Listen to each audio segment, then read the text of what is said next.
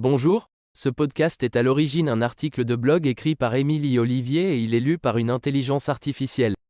Cet article a été rédigé pour aider mes pairs dans l'utilisation de l'outil de traduction durant l'examen écrit de Coach ICF. Bonne écoute. Partie 1. Pourquoi un outil de traduction durant l'examen écrit ICF?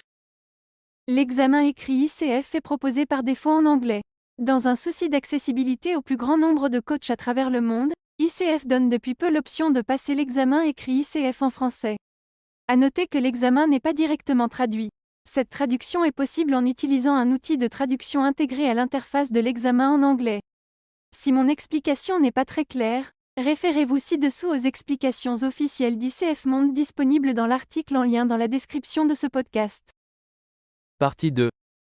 Est-ce simple d'utiliser l'outil de traduction durant l'examen écrit ICF? C'est extrêmement simple. L'outil est intégré directement dans l'interface d'examen. Il suffit de cliquer sur le bouton « Traduction » pour qu'une fenêtre s'ouvre pour afficher la traduction des questions et des réponses. Seul point négatif, on ne peut pas sélectionner ces réponses dans l'outil de traduction. Il vous faudra fermer la fenêtre de traduction pour ensuite cocher là où les réponses en anglais. Partie 3. Quelle est la qualité des traductions? Ma plus grande crainte en utilisant l'outil de traduction était d'avoir une mauvaise traduction.